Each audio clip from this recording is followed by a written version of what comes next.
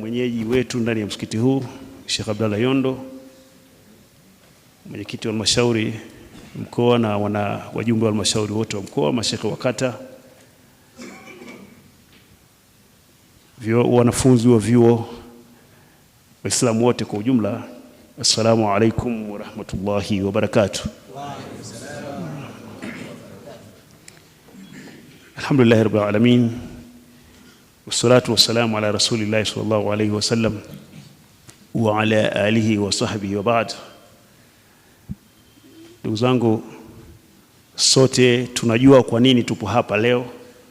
Tupo hapa kwa sababu kwanza tulikuja kufanya ibada ya magharibi, lakini tupo kwa ajili ya jambo ambalo tulifahamishana juu ya muhadhara utakaoendeshwa na mgeni wetu Sheikh Walidi ibn Sheikh Al-Hadi Omar Kawambwa, ambaye tumekuwa naye toka jana akiendesha matukio tofauti. Tulikuwa naye, tumeshirikiana naye katika matukio tofauti, ikiwemo maadhimisho ya mwaka mpya wa Kiislamu 1448 Hijria, na vile vile kukawa na muhadhara jana katika msikiti wa Soweto, na baadaye leo pia tulikuwa naye katika kongamano la wakina mama pale barabara ya 8, na muda huu tuko naye katika muhadhara huu ndani ya msikiti huu, Masjid fi Sabilillah Forest.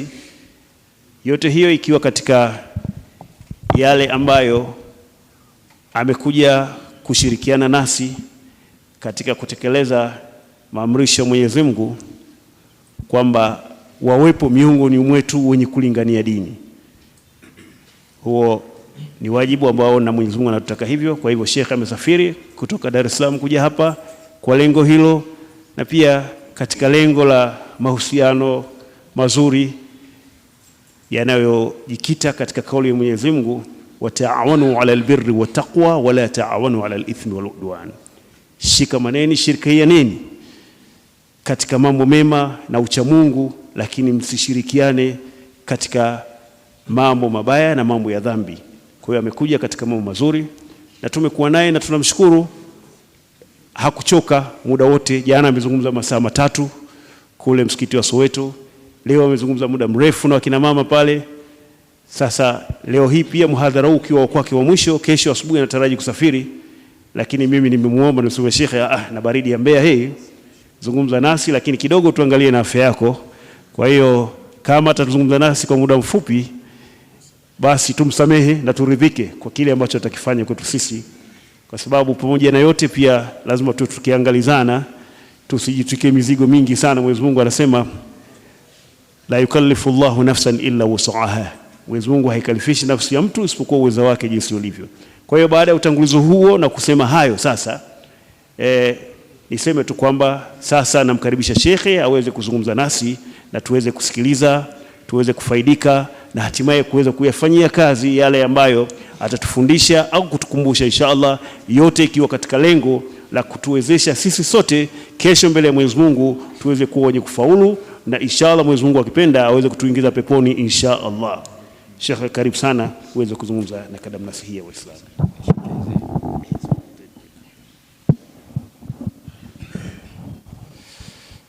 Bismillahirrahmanirrahim.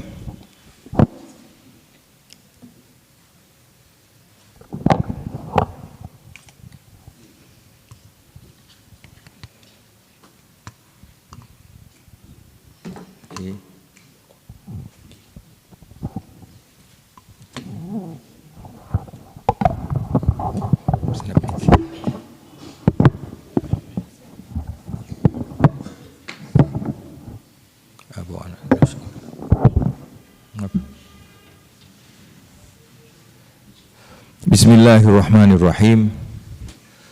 Alhamdulillahi rabbil alamin wal aqibatu lil muttaqin. Allahumma salli wa sallim ala sayyidina Muhammad salatan tukhrijuna biha min dhulumatil wahmi wa tukrimuna bi nuril fahmi wa tudhihu lana ma ashkala hatta ifhama innaka ta'lam wa la na'lam wa anta 'allamul ghuyub. Rabbi shrah li sadri wa yassir li amri wahlul 'uqdatam min lisani yafqahu qawli, amma ba'd. Mheshimiwa Shekhe wetu wa mkoa wa Mbeya, Shekhe Msafiri, na viongozi wote walioambatana nao wa Baraza Kuu la Waislamu Tanzania, pamoja na viongozi na waumini wa msikiti huu wa Fi Sabilillah Forest Mbeya, na sote tuliohudhuria hapa, niwaamkie kwa maamkizi mema ya Islam. Assalamu alaikum wa rahmatullahi wa barakatuh. Ama baada ya hayo, nianze kwa kumshukuru Mola, naye ndio mwenye haki ya kushukuriwa, Mwenyezi Mungu Subhanahu wa Ta'ala jalla jalalu.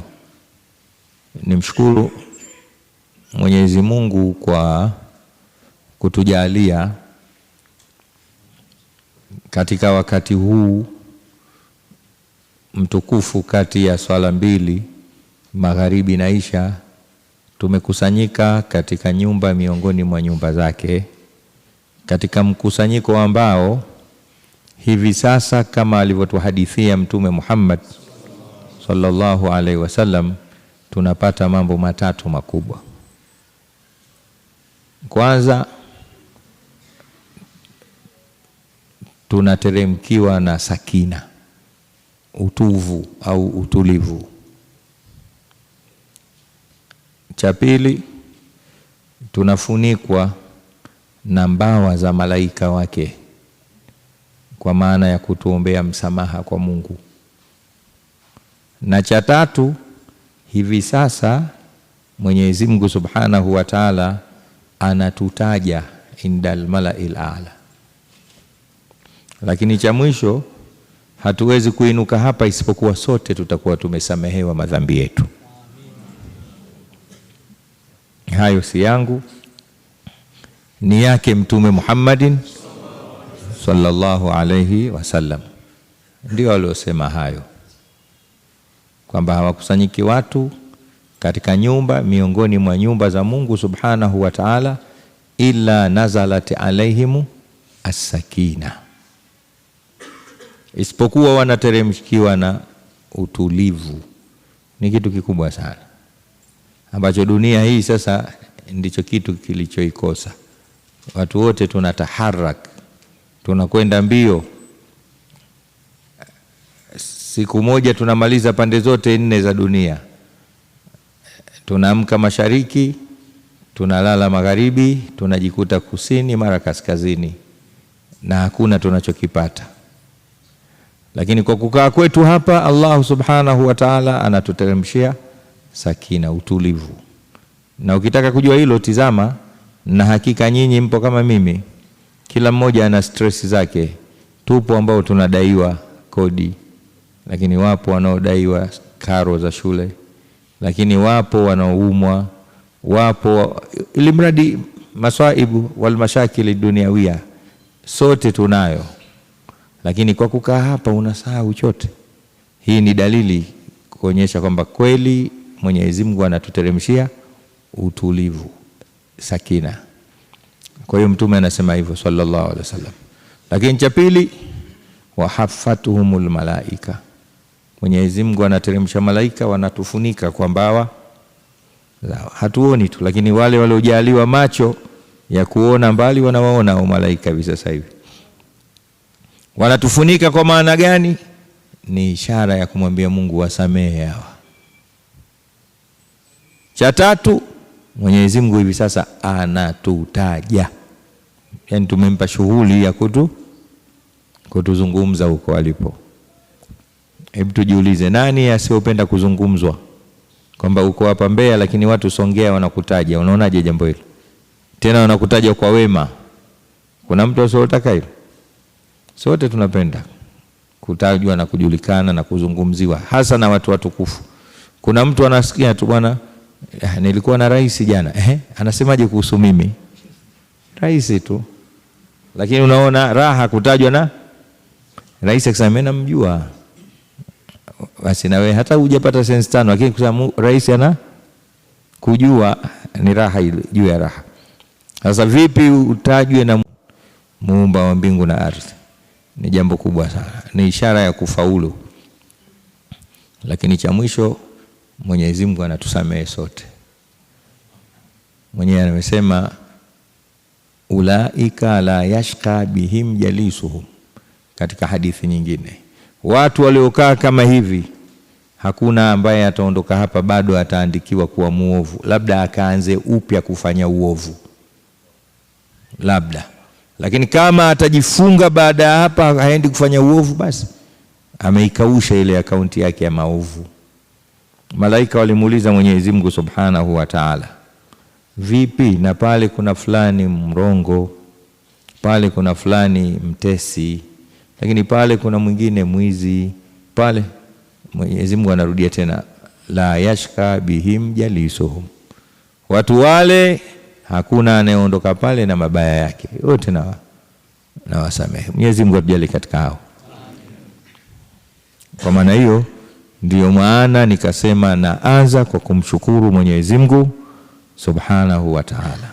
Ametupendelea, ametupa kibali cha kukimbia hapa na tukakaa kwa ajili ya kuyasikiliza na kuyapata yale ambayo tunayasikia na tunayajua.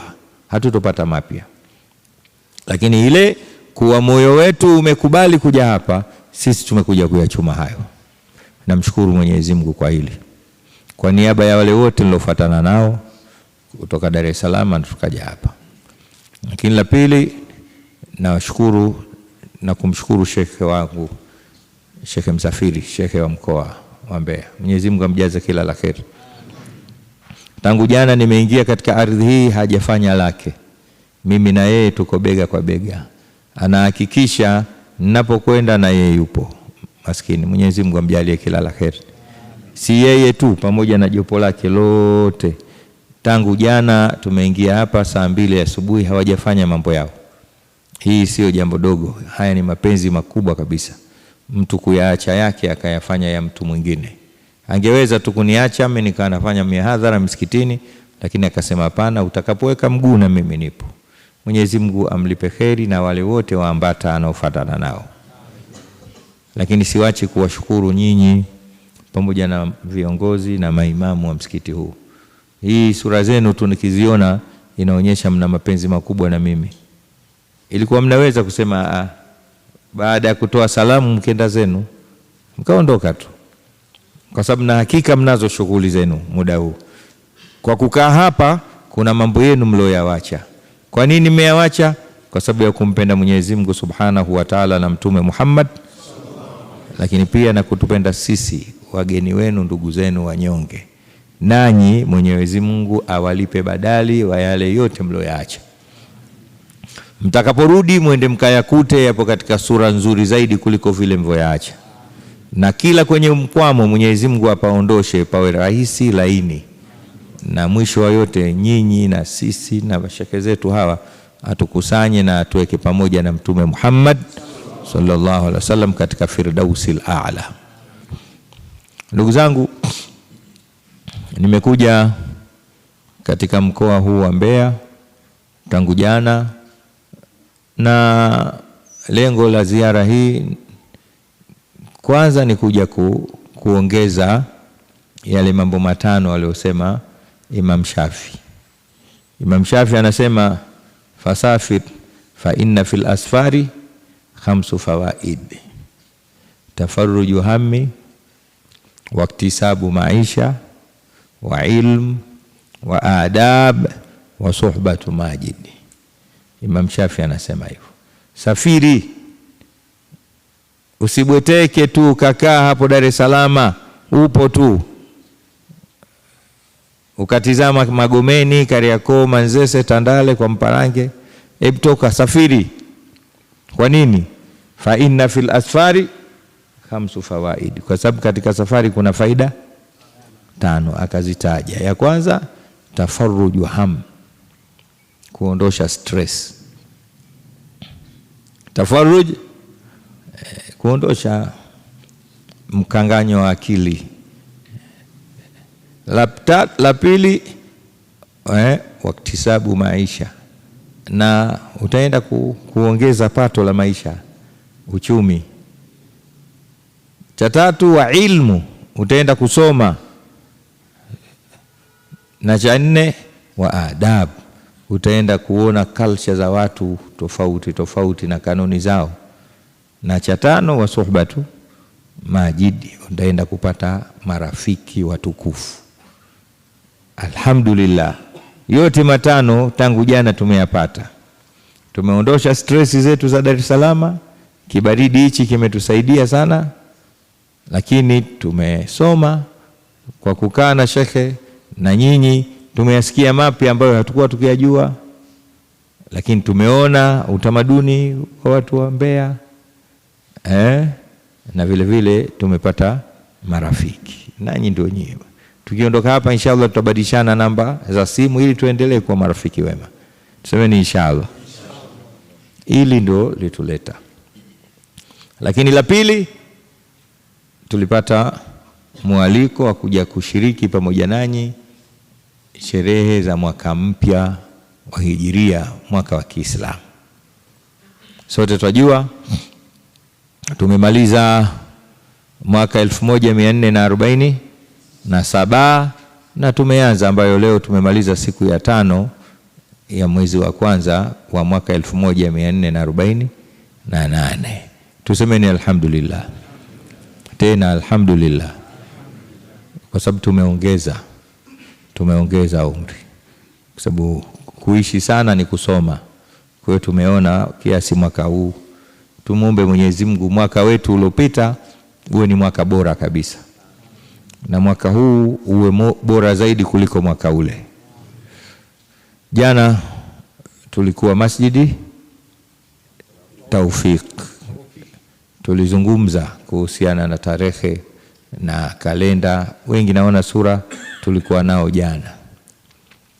Leo tujifundisheni hadithi ya Mtume Muhammad ambayo ameipokea Imam Al-Hakim katika Mustadrak yake.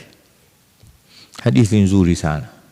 Kwa ufupi tu tutaisoma, tutakumbushana, najua nyote mwaijua, lakini ni kiasi cha kuaridhi. Sisi watoto wa chuoni tunaita kufanyaje? Kuaridhi, kufanya mtwala. Na kama inavyojulikana, mtu kusoma anasoma mara moja, lakini mtwala anafanya mara 1000. Hadithi hiyo Mtume Muhammad sallallahu alaihi wasallam ana fasiri neno la Mwenyezi Mungu katika Qur'ani, thumma latusalunna yawma idhin anin na'im. Thumma latusalunna yawma idhin anin na'im. Mwenyezi Mungu anasema kisha siku hiyo ya kiyama mtaulizwa kuhusiana na neema alizopokupeni Mwenyezi Mungu Subhanahu wa Ta'ala. Nikimaanisha kwamba sisi tukirudi kwa Mungu Subhanahu wa Ta'ala tutafanyaje? Kuna maswali, tutaulizwa. Tutakwenda kuulizwa.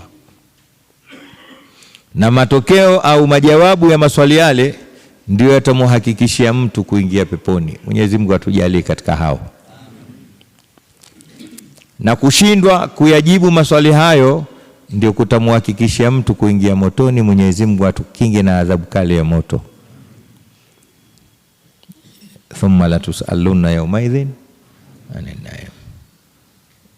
Ali bin Abi Talib radhiyallahu anhu wa karramallahu wajhahu anasema, walau anna idha mitna turikna lakana almautu rahata kulli hayyin walakinna idha mitna bu'ithna wa nus'alu ba'daha an kulli shay'in.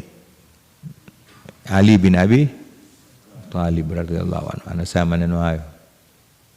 Anasema lau sisi itakapokuwa tumemaliza umri wetu hapa duniani tukaondoka na tukarudi kwa Mwenyezi Mungu, tutaachwa. Baada ya kufa ni kuachwa tu. Anasema lakana almautu rahata kulli hai. Ingekuwa kifo ndiyo starehe ya kila mtu aliyokuwa hai. Ingekuwa zaidi ya nini? ya kifo. Kwa sababu katika maisha ya kawaida tu ya binadamu, mtu anafanya kazi, akikereka, akichoka, anaomba kufanya nini? Kupumzika kwa kulala, si ndio? Alafu ndani ya kulala si unalala tu, raha yake unaionaje? Mtu akikuamsha unaweza kumshtaki. Na kweli huku tu, lakini Ulaya bwana, nchi zilizoendelea, mtu akilala na akaandika pale mlangoni don't disturb me, wewe ukagonga, anakupeleka mahakamani na unachezea miezi 6. Nini? Umemuamsha. Ulaya usimwamshe mtu. Na ndio maana unakule hakuna kupiga honi wala tarumbeta wala mayowe. Watu wakikaa kimya wanaogopa kwenda jela. Ndio anasema Imam Ali hapa, lau tukifa tutaachwa, basi ingekuwa hakuna starehe zaidi ya nini? Ya kifo. Lakini anasema walakinna idha mitna bu'ithna, lakini sisi tukifa kwanza tutafufuliwa, wa nus'alu ba'da dha an kulli shay'in, na baada ya kufufuliwa tutaulizwa kila kitu. Haya, ngoma sio ngoma. Ndio Mwenyezi Mungu, thumma la tus'aluna yawmaidhin anin na'im. Siku hiyo watu wataulizwa neema. Ndio Mtume Muhammad sallallahu alaihi wasallam ametufundisha. Sasa tunaenda kuulizwa nini? Yani kama vile mwalimu katuweka darasani kisha anatuambia jamani, tunakwenda kwenye mtihani. Tunakwenda kwenye mtihani. Mtihani huo tutauliza hili hili hili hili. Mwalimu anakutajia kabisa ukajipange kujisomea ili ujibu vizuri. Al-qiyamati hatta yus'ala an 4 khisali. Hautaondoka mguu wa mtu yoyote siku ya kiyama. Hautaondoka kwenda wapi? Kwenda peponi au motoni. Mungu atukinge na adhabu ya moto na tuende peponi. Kwa hiyo hataondoka mtu, tutafufuliwa. Maana tukifufuliwa kama yakhrujuna minal ajdathi ka'annahum jaradun muntashir, sema watu watatoka katika makaburi kama senene au nzige au panzi wenye kutawanyika. Tutatoka hivyo mbio, tunakimbia. Mwenyezi Mungu atatuacha tukimbizane kweli kweli, tena kukimbiana kwenyewe kwa hatari. Yauma yafiru almar'u an akhi wa ummihi wa sahibatihi likulli mri'in yauma idhin sha'nun. Siku hiyo ni siku atakayemkimbia mtu babake, siku atamkimbia mamake, siku atamkimbia mtoto wake, mbaya zaidi atamkimbia mkewe alikuwa akijifunika naye shuka moja wakanong'ona ndani ya shuka. Sawa? Kwa nini wanakimbizana? Kila mmoja siku anakuja na zigo la kwake. Yauma yafiru almar'u min akhihi wa ummihi wa abihi wa sahibatihi wa banihi likulli mri'in yawma idhin sha'nun. Tutakimbiana. Mkimbio ule hatujui itakuwa miaka mingapi, lakini unakata kona hivi unakutana na shekhe. Shekhe anakula kulia, wewe kushoto. Huko unapokwenda mbaya zaidi unakutana na mdogo wako. Huyu ndo noma. Unakula kichochoro cha hivi unakutana na babako anakungoja. Baba anakimbia na wewe. Hebu mkimbio huo, wewe wapi utakimbia usiwakuta unaowajua? Mwisho kabisa unakutana na mtu uliomchukulia nani yake. Unaanza upya tena. Watakimbia watu au tutakimbia?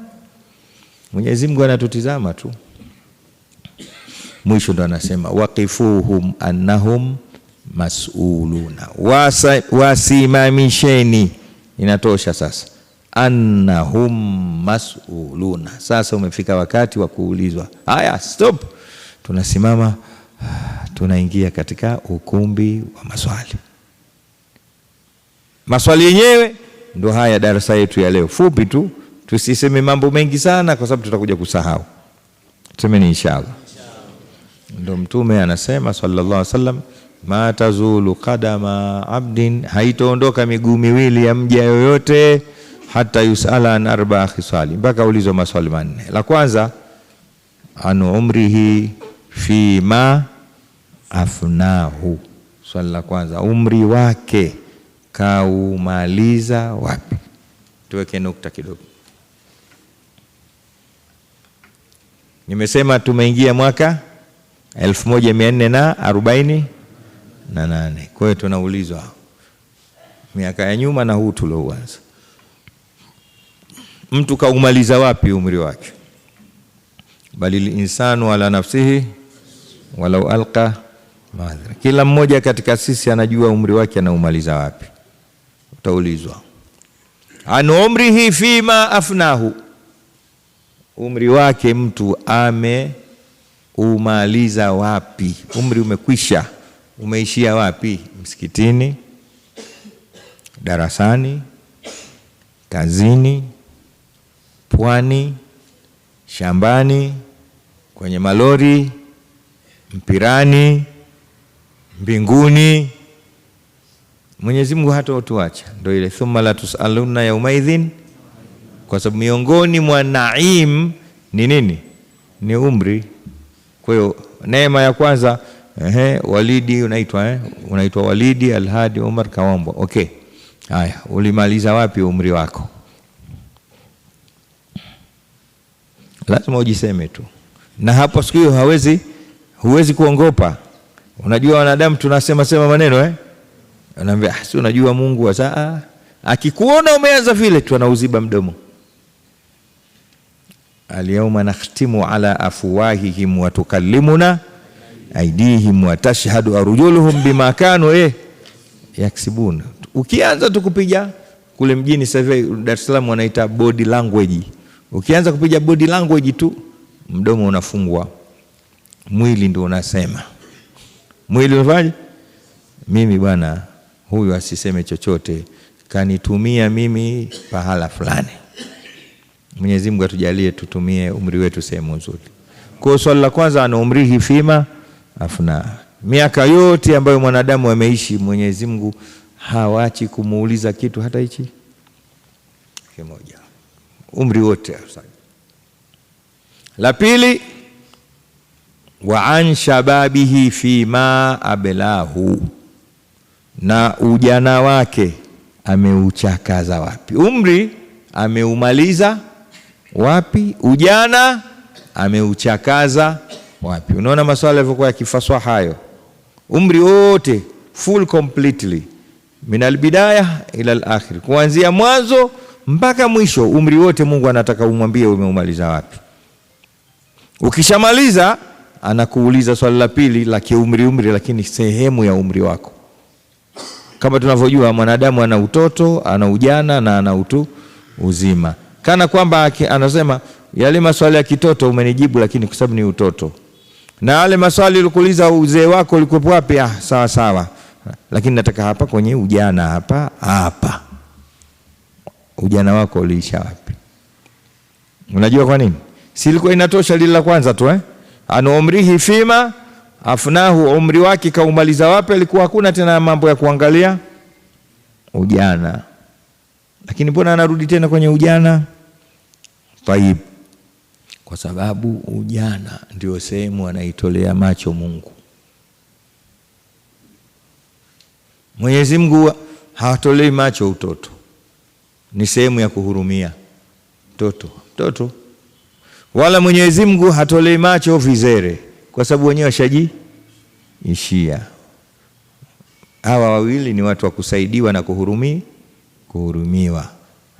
Lakini anataka hapa kwenye ujana, kwa sababu hapa ndio kwenye ubinadamu wenyewe, na ndio kwenye ufanisi, na ndio kwenye kutengeneza, na ndio kwenye kuharibu. Hapa Waswahili wanakuambia ujana maji ya moto. Sijui umepata wapi maneno yale.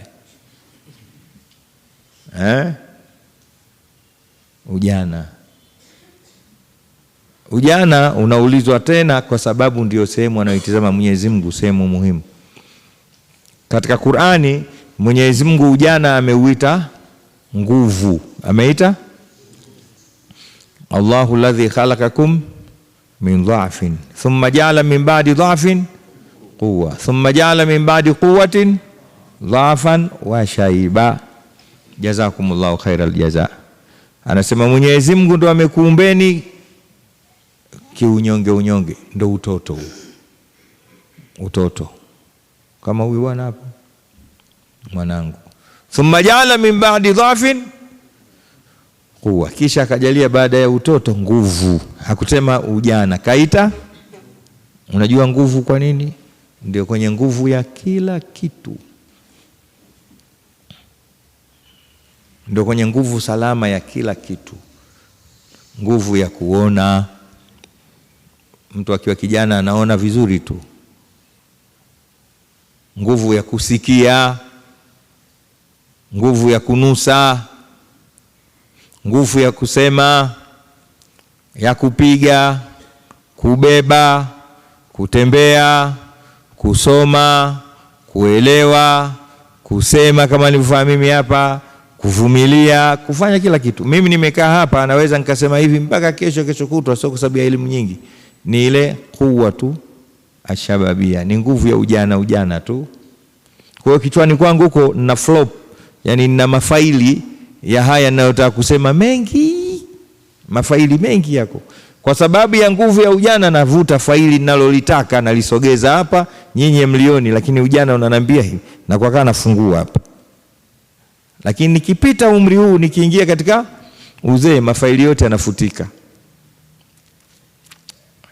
Cha mbele na kiweka nyuma, cha nyuma, cha juu na kiweka. Mimi napenda sana kufuatilia vipindi vya TV na redio.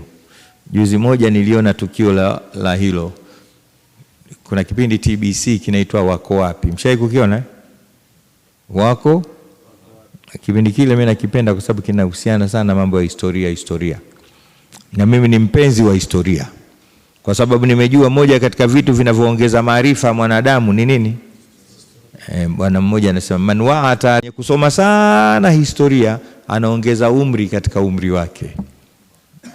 Man wa'a tarikhan afadha amaran ila umri. Mwenye kusoma historia anaongeza umri. Kwa na historia za nyuma huko anazijua mpaka enzi ya Adamu huko. Kwa hiyo utasema na yeye alikuwepo huko, ili mradi ziweza sahihi tu. Sasa mimi nikiona vitu vinahusiana na historia napenda. Moja katika ninavyopenda kipindi hiki, lengo la kipindi hiki, anatafutwa mtu wa zamani katika kada ya aina yoyote, ima mwanasiasa au shekhe au msanii au mwanamichezo au mwanaharakati. Unajua mafungu ya watu haya. Anatafutwa kisha anauliziwa, wewe ulizaliwa wapi, ulifanya nini? Sasa mimi napenda kusoma habari za watu na kuzisikiliza. Siku hiyo kamera ilikuwa huku Mbeya huku. Kijiji sikijui. Lakini ilikuwa huku. Sijui kijiji gani. Kilimfuata mama mmoja, jina lake ni Ana. Mtu mzima. Lakini inasemekana alikuwepo katika harakati za kuombea uhuru nchi yetu. Alikuwa karibu sana na Mwalimu Nyerere na wengine. Kwa hiyo akawa anaulizwa ilikuwa je, sijui nini. Mnajua vile? Basi niliposhangaa mimi, swali la kwanza bibi kachemsha. Umri wake uko katika miaka 90 kitu huko. Kaulizwa, mama unaitwa nani? Ndio swali hilo. Sasa mimi hivi mimi naitwa nani? Swali la kwanza kabisa. Mpaka kikatokea kisichana kimoja pale, akasema mimi naitwa nani? Akaambia bibi wewe unaitwa Ana. Mimi naitwa Ana. Msicheke, mimi na wewe tunakwenda huko, tunakwenda kusahau majina. Umeelewa Sharifu? Likariri jina lako sana. Tunakwenda kusahau majina. Waman nu'ammirhu nunakisu fil khalqi afala yaqilun. Mwenyezi Mungu anasema tunaimpa umri tunampunguza katika nguvu za kimaumbile.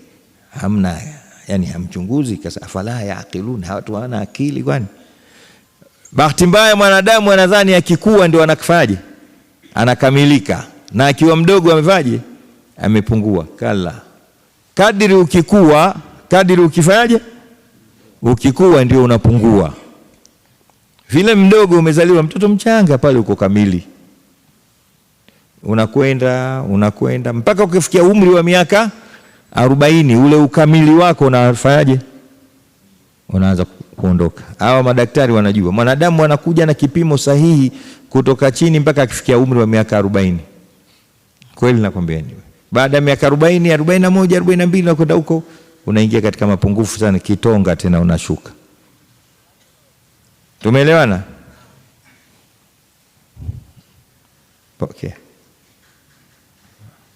Pokea basi.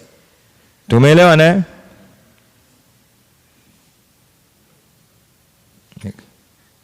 Haya, pokea.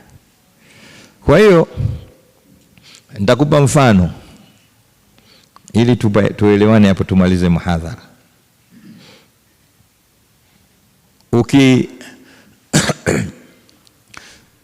Mtu kuanzia, nimesema akiwa mdogo ndio unakuwa kamili, mpaka ukifika miaka 40 unaanza kufanyaje?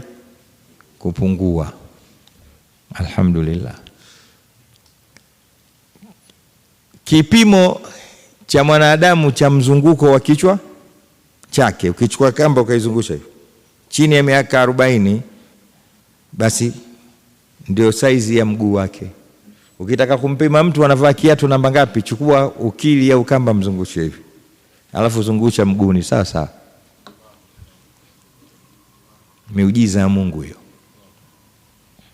Mizunguko miwili ya shingo yake ndio sawa na kiuno chake, kutoka 0 up to 40 age.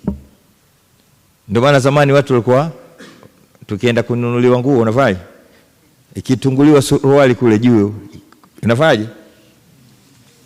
Inamtosha hiyo.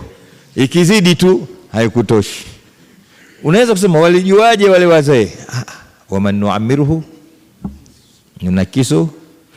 Mwanadamu Mungu amemuumba kutoka 0 mpaka miaka 40, shibri moja ndio urefu wa uso wake, na shibri hiyo ndio upana wa uso wake. Sawa. Lakini ikishafika miaka 40 inaweza kuwa na urefu shibri, upana nusu. Miaka 40 unaanza kupoteza kila kitu. Ndio unaanza tena unaona huko una kitumbo kidogo, shingo nyuma imetokeaje? Watu wanakuongopea, nenda gym. Unakata tumbo unaongeza hips. Ukiongeza hips unaongeza kichwa. Yaani baada ya pale huwezi tena ukaenda sawa. Waman nu'ammiruhu nunakisu fil khalqi afala yaqilun. Ni Qur'ani inatuambia hivyo. Imeeleka vizuri? Kwa hiyo Mwenyezi Mungu Subhanahu wa Ta'ala anauita ujana kuwa ni nini? Nguvu, kwa sababu ndio nguvu ya kila kitu. Nguvu ya kusoma. Hata ukitaka kusoma wakati wa ujana unasoma vizuri. Hata kula. Unajua kijana anavyokula? Anaweza akala mpaka ukashangaa, mbona ashibi? Hivi vyakula vinakwenda kichwani au vipi? Tumboni. Ni wakati wake wa kula. Tumeelewana? Na ndio kwenye faida. Kwa hiyo kwa mpango huu Mwenyezi Mungu Subhanahu wa Ta'ala hapa wachi. Kwa sababu kakupa nguvu ya kufanya kila kitu, lakini atakuuliza, je, nguvu hizi ulizitumia katika kuniabudu? Tumsalim Mtume Muhammad. Nguvu hizi ulizitumia katika kutoa zaka za ujana? Nguvu hizi ulizitumia kwa kwenda hija? Leo maalasafi shadidi wanaokwenda hija wazee ndi vijana. Misikitini siku hizi tunashukuru alhamdulillah, tunaona kama hapa vijana wako wengi, lakini zamani hapo nyuma kidogo, kabla tujaanza kupiga kelele, msikitini ukienda ni wale watu washapinda. Niliwahi kuingia msikiti mmoja na ndugu yangu Sharifu huyu, tumeswalishwa na vizee na imamu alikuwepo hapa anatuswalisha. Kazi kweli. Yaani ile Allahu Akbar ya kutoka kusimama kwenda chini kusujudu, nyie wote mnasujudu, yeye hajakuja.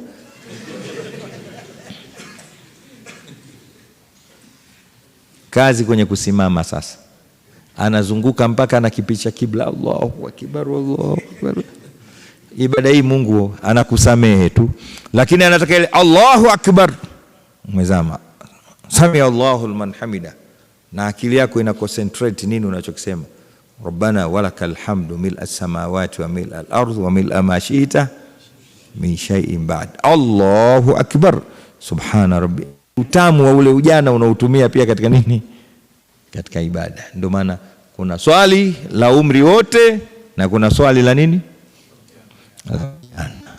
Inna shababa wal faragha wal jida mafsadatun lil mar'i ayya mafsada. Bwana mmoja anasema katika vitabu tunavyosoma vya nahwu, anasema inna shababa, ujana, wal faragha, na mtu kuwa idle hana kazi, wal jida, na pesa. Vitu vitatu hivi kama havijatumiwa vizuri, mafsadatun lilmar'i ayya mafsada, ndivyo vinavyomharibu mtu kuharibu kukubwa.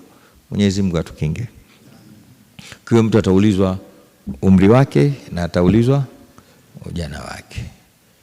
Kwa faida, mmeona Uislamu umefika huku, umetoka mbali kabisa, bara Arabu, Mashariki ya Kati ni mbali sana, lakini tunao huku, umeletwa na vijana. Ingekuwa wamepokea wazee tu, wangeweza kweli kutoka Maka mpaka huku kwa zama zile ambazo hazina ndege wala jahazi wala simu, kuonyesha kwamba walitokea watu mashababi, mabarobaro wenye nguvu zao, wakaingia mtaani, wakatembea bara, wakifika kwenye maji wakaogelea, wakaibuka sehemu za kuruka wakaruka, mpaka wakaja huku wakatuambia semeni la ilaha illa Allah. Na hata Mtume Muhammad sallallahu alayhi wasallam aliingia katika Darul Arkam, Ibnul Arkam, fi bidayati al-Islam, mwanzo wa Uislamu, wakati anawaambia watu ile ku anfusakum wa ahlikum, aliingia na watu watu kama ulisikia, Mtume alikuwa katika nyumba ya Arkam Ibnul Arkam, akakaa miaka hiyo 3 akieneza dini mle ndani, akijifundisha dini mle ndani. Aliojificha nao walikuwa watu 60. Wanakuambia kabisa watu 60 wale 5 tu ndio walikuwa watu wazima, lakini 55 wote walikuwa vijana. Na ndio maana na maneno yake anasema nusirtu bishabab, mimi nimenusuriwa na nimepewa nguvu na vijana. Rudi katika kisa cha Saidina Ibrahim, wakati anatangaza mambo ya Mungu pale, ilifika wakati akaenda akavunja yale masanamu. Unajua alisemaje? Inna sami'na fatan yazkuruhum yuqalu lahu. Sisi tumesikia hapa mjini kuna kijana mmoja anawataja vibaya masanamu yetu, anaitwa Ibrahim. Kuonyesha kwamba ujana una sehemu, una nguvu. Kwa sababu angekuwa mtu mzima asingeenda kushika shoka. Alikwenda aliyavunja yale, kisha akachukua shoka akamwekea mkubwa wao, akaliweka hivi juu ya bega hivi. Walivyokuja wakakuta masanamu yote yamevunjwa, alafu yule mkubwa yule kakatika mkono mmoja, kile mkono mwingine kashika shoka hivi. Wakamfuata, bwana wewe ndio umeyavunja. Saa sio mimi, bal kabiruhum fasaluhu in kanu yantiqun, muulizeni huyu mkubwa wao, inawezekana yeye ndio kawavunja. Akamwambia usifanye, hatuna akili hawa, kwani wanazungumza hawa? Akamwambia kama wazungumza mnawaabudia nini? Nguvu ya ujana ile. Tumsalie Mtume Muhammad. Si imeeleweka vizuri? Kwa hiyo swali la pili mtu ataulizwa ujana wake. Tunarudia. La kwanza umri. Tujipangeni, tunaenda kuulizwa umri wetu tumeumaliza wapi. La pili tujipangeni, sisi tulikuwa vijana, Mwenyezi Mungu ataenda kutuuliza ujana wetu tumeutumia wapi. Sawa? Na la tatu mtu ataulizwa ilmu, wa an ilmihi madha amila bihi, elimu yake kaitumia wapi, kaitumiaje. Watu wengi wasioelewa wakisikia swali hili la tatu kwamba mtu ataulizwa elimu, wanadhani wataenda kuulizwa maprofesa na mashehe tu. Hadithi ilivyoanza, ma tazulu qadama mri'in, hautaondoka au haitaondoka miguu ya mtu yoyote, profesa, shehe, asiyokuwa profesa, asiyokuwa shehe. Sasa itakuwaje na wengine hawana elimu? Elimu sio hiyo. Tunaufikiria kwamba labda ni kusoma sana mpaka kwa profesa au kwa daktari. Mpaka ukafikia katika PhD huko. Sio. Kusoma wanasema al-ilmu ma'rifatul ma'lumi intabaqatil wasfihi al-makhtumi. Elimu inaanzia mbali sana. Kwa mfano jamani, hii ni nini? Ushakuwa na elimu. Ulivyojua kama hii ni simu uliitumiaje? Ndio swali lilokwenda kuulizwa huko. Sijui naeleweka vizuri. Elimu ni kujua kinachojulikana, ndio elimu. Unapita huko mtu anakuuliza, bwana, huo nini? Unapita huko nje, barabara hiyo ya forest. Huo nini? Anakutega, usema msikiti. Ushajua kama huo ni uliutumiaje? Unakwenda mbele unakuta kuna baa. Hiyo nini? Baa, uliitumiaje? Mbele kidogo kuna kipande cha guest house. Alafu kimepigwa rangi inapendeza kama keki ya birthday. Unaweza nini? Unasema ile nyumba ya wageni. Unaulizwa, wewe ulikuwa mgeni? Mbona ulilala mle? Wa an ilmihi madha amila bihi, ndo maana yake. Sio ile elimu ya tunaodhania sisi ya darasani. Al-ilmu ma'rifatul ma'al. Kwa sababu Mwenyezi Mungu Subhanahu wa Ta'ala kila mwanadamu amempa elimu hii. Kenda shule, hakwenda shule, inaitwa ilmul ilham. Ilmul wa nafsin wa ma sawaha fa alhamaha fujuraha wa taqwaha. Shufa hadha. Wa nafsin, Mungu anasema na hapa kwa nafsi, na hapa kwa roho, wa ma sawaha, na yule aloitengeneza hiyo nafsi, kisha fa alhamaha, akaifundisha hiyo nafsi fujuraha, mbona ubaya wake, wataqwaha, na uchaji wake. Elimu ya kwanza ya uovu na elimu ya kwanza ya kumcha Mungu anampa Mungu mwanadamu kabla haja kwenda shule wala chuoni. Tumsalie Mtume Muhammad. Yani hili baya, hili zuri haihitaji kwenda shule wala kwenda madrasa. Mwenyewe tukizaliwa ukiona mambo unajua automatically hilo baya, hilo zuri. Kama vile kujua nyeupe na nyeusi, kuna haja kwenda shule? Kiza na mwangaza, nani alikwenda shule katika kujua kwamba huu sasa ni mwangaza? Hiki sasa elimu hiyo. Wa nafsin wa ma sawaha fa alhamaha fujuraha wa taqwaha. Na hapa kwa nafsi na yule aliyoiumba nafsi, kisha akaifundisha nafsi hii uovu wake na uchaji. Ndo Mtume sallallahu alaihi wasallam wa an ilmihi madha amila bi. Katika swali la tatu mtu ataulizwa elimu yake, sio elimu ya darasani wala sio elimu ya msikitini, elimu ya ujumla wake wa kuyajua mambo kabla haja kwenda popote, ambayo inamwezesha kukijua kizuri na kibaya. Hii mtu ataenda kuulizwa, aliishi vipi baada ya kujua hayo? Mwenyezi Mungu atujalie sisi wenye kuiona haki na tukaifuata, na atujalie sisi wenye kuiona batili tupate kuiepuka.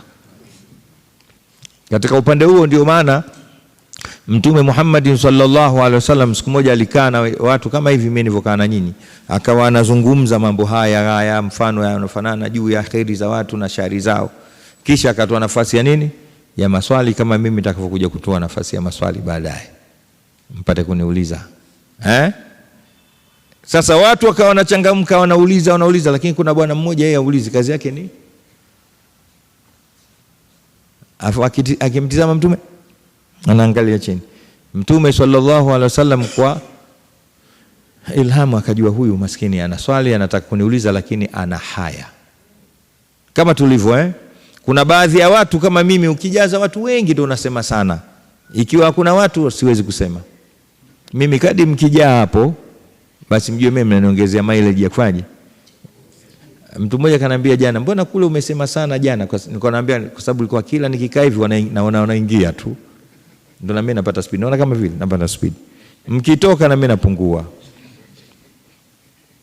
Sasa kuna watu mbele za watu wengi hawawezi kusema, lakini kuna wengine mbele za watu wengi ndio anafyatuka, anasema sana. Maskini yule sahaba alikuwa yeye hawezi kuongea mbele, lakini anataka kumuuliza Mtume Muhammad sallallahu alaihi wasallam. Mtume akamtizama kisha akamwambia, jiita tasalu anil birri, na wewe umekuja unataka kuuliza kujua nini wema, nini baya, nini zuri?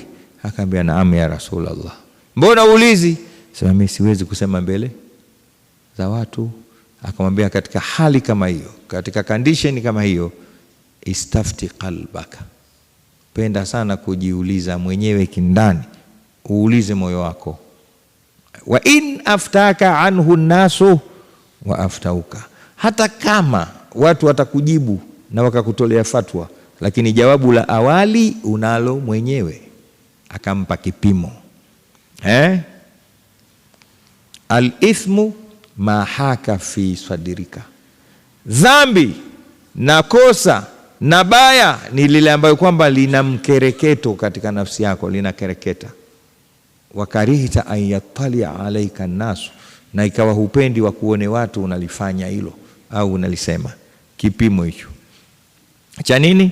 Cha kitu kibaya. Ukiona unataka kufanya jambo au unataka kusema jambo, kuna mkereketo, niseme siseme, niende nisende, alafu lakini watu wataniona hapa, nikiingia hapa basi jua hilo baya. Yani unataka kukata kona fulani, lakini unageuka hivi, ukisikia oni utasema unapigiwa wewe, kumbe nawe uko kando ya barabara, ujue huko unapokwenda kubaya.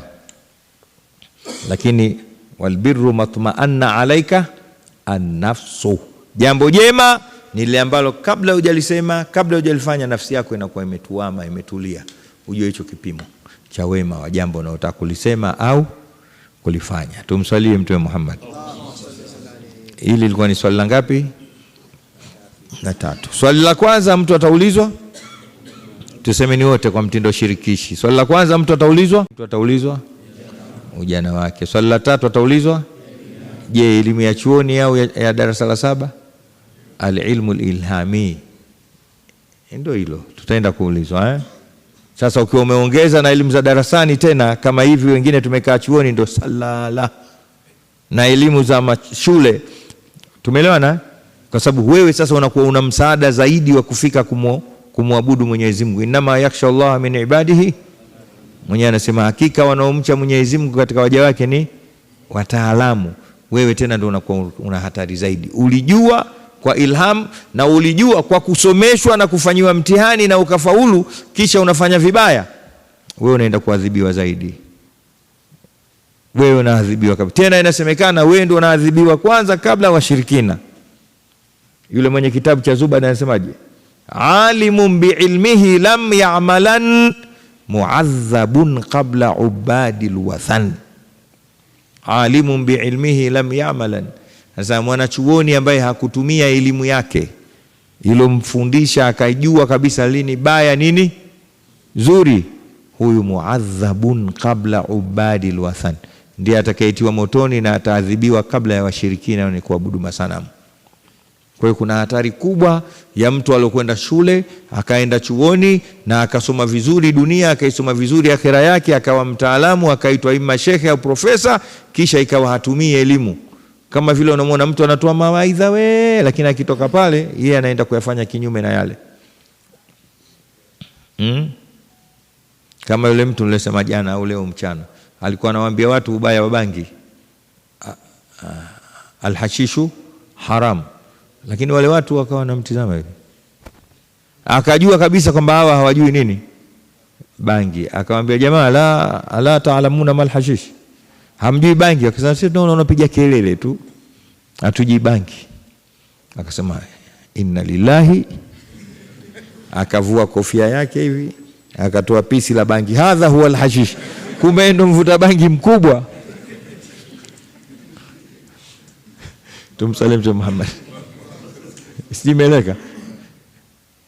Au utamkuta mtu amesomea udaktari kwa mfano, kisha anajua faida za mwili na hasara zake. Kipi akikitia mwilini kinasaidia kukuza mwili wake na usawi wake, na kipi akikitia mwilini kinageuka sumu na kinaharibu mwili. Kisha unamwona huyo yeye ndo anakunywa gongo. Simeleka daktari tena bingwa, lakini yeye ndo mlevi mkubwa. Alimu bi ilmihi lam ya'malan mu'adhabun kabla ubadil wathan. Mwanachuoni au mtaalamu asiotumia elimu yake, huyu ndio ataenda kuadhibiwa kabla ya wenye kuabudu masanamu. Na swali la mwisho ambalo itamalizia muhadhara wetu wa leo mfupi, mtu ataulizwa wa amalihi min aina iktasabahu wa fima anfaqahu. Mtu ataulizwa mali yake. Kwenye mali kuna na mtu mwenye akili leo hujawahi kukutana naye.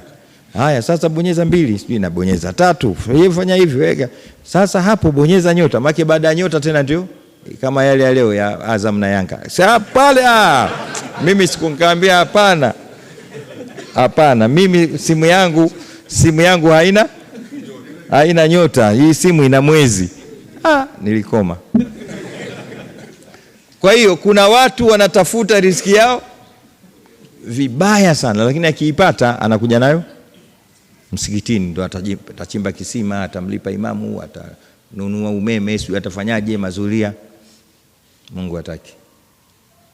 Mungu, kuna mwingine kinyume cha huyu, anatafuta vizuri kwa halali kabisa, lakini anaitumia vibaya. Huyu pia Mungu hamtaki. Kuna mwingine anatafuta vibaya na anatumia, huyu pia Mungu hamtaki. Wangapi hao? Anayemtaka ni huyu wa mwisho, ni yule anaitumia vizuri, anaitafuta vizuri na kutumia.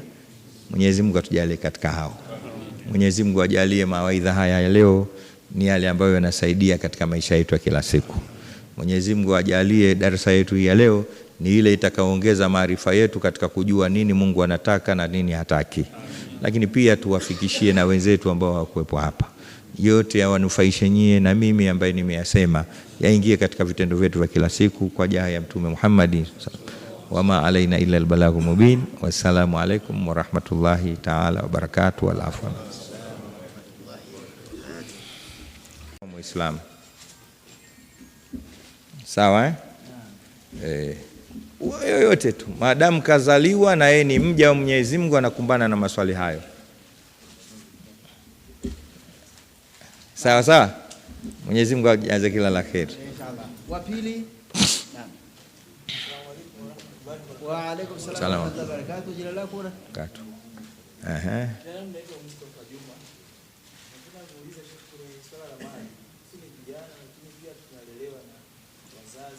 Lakini kuna baadhi ya wazazi huenda ni dini au ni tofauti na dini. Wanachuma kwa njia ambazo sio za halali. Lakini pesa zao zinachangia maendeleo yetu kama sisi sote labda tunaenda kusoma.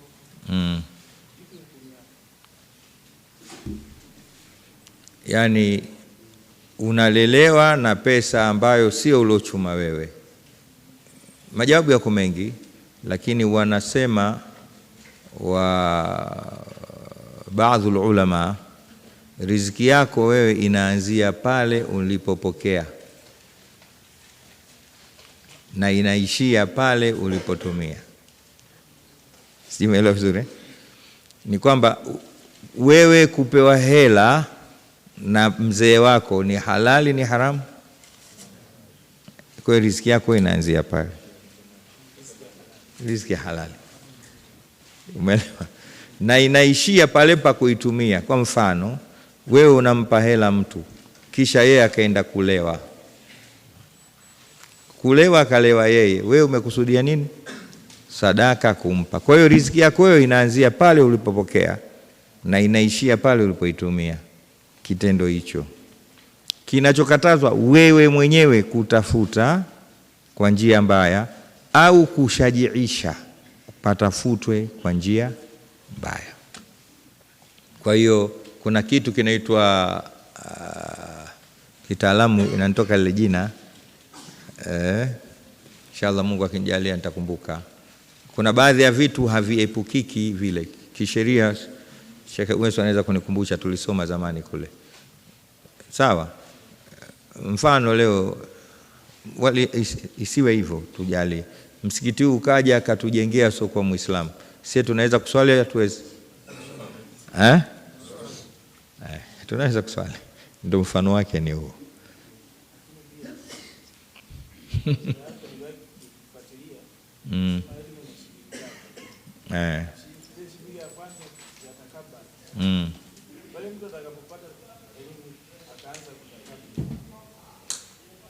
Kwanza rudia zile shibri 3 nijue kweli.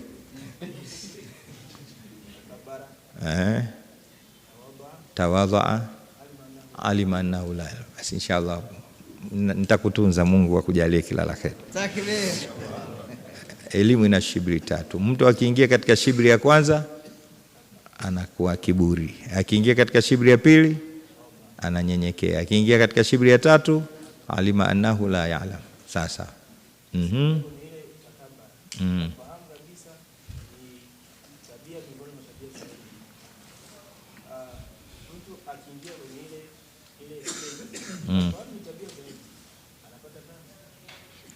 akileta kiburi anapata dhambi. Sasa kaingia katika hiyo, alafu akaleta hicho, kwa sababu ulivyoambiwa hili neno kwamba mtu akiingia katika kidato cha kwanza cha kielimu anakuwa na kiburi, huambiwi ndio uwe na kiburi, kwa sababu katika hayo ushaambiwa kiburi ni nini, hakifai. Kwa hiyo unatakiwa wewe uminyane na tabia hiyo ili usiwe na kiburi.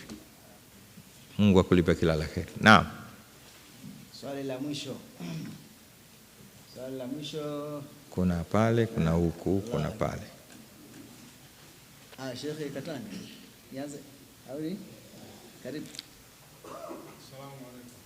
Asalamu alaykum.